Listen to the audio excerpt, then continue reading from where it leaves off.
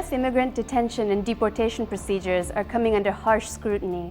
The Washington Post reported last week that more than 250 cases of forcible drugging of deportees have been identified since Immigration and Customs Enforcement, or ICE, was given the job of managing deportations in 2003. Late last month, a group of former immigrants and advocates filed a lawsuit to call attention to poor conditions within detention centers across the U.S. Standards of treatment are currently unenforceable, as a majority of detainees are processed through any number of private contractors or local jails. Each day, over 30,000 people are housed within detention centers. The New York-based Detention Watch Network says that last year, over 276,000 immigrants were deported. Mexicans are by far the largest every year group of people who are deported from the United States, mostly because of the proximity of Mexico to the United States, and also because for a large number of Mexicans there is no effective lawful mechanism for them to get papers to come to the United States. Sullivan also added that workplace raids have become commonplace since 2006, when plans to rehaul U.S. immigration law petered out.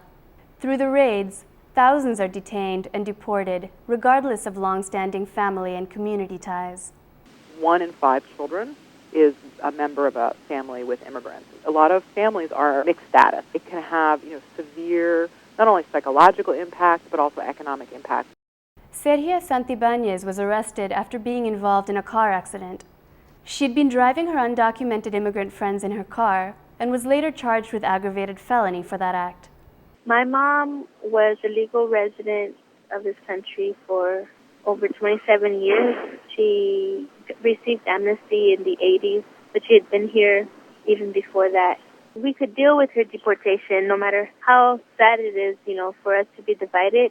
Because her children are U.S. citizens, we can go to the border and visit her. But when she was in detention, we were forced to see each other and talk with each other through plexiglass. Following her 4-month jail term, Sergio was taken into custody by ICE for over a year and then deported. While in the Houston Processing Center, she became depressed and was separated from other detainees. She always talked to me and cried to me about how horrible the conditions were and how miserable she was. And she talked frequently about guards dehumanizing them, telling them that they didn't have a right to anything. My mom was just so tired of being in detention that she was just like, I just want to be free. If it means accepting my deportation, then that's what I'm going to do.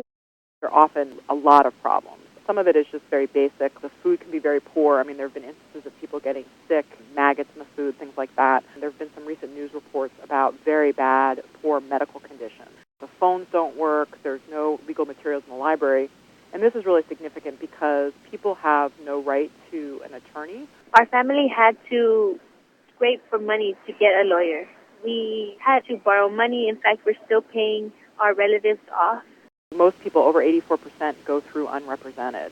According to Human Rights Watch, there has been at least a 240% rise in deportations on criminal grounds since 1996, when laws became significantly more punitive. A criminal charge results in jail time and guarantees deportation of non-citizen immigrants, regardless of legal status. There's this category of crimes considered to be aggravated felonies, which include misdemeanor crimes, like I think shoplifting, it used to be even possession of marijuana, and most of the crimes are neither aggravated nor felonies, but the immigration law sometimes considers them to be. And so if you, for any reason, get convicted of any of those crimes, immigration has the right to put a detainer on you and place you in deportation proceedings. It's almost as if prison has become the only solution for this country to deal with its social problems.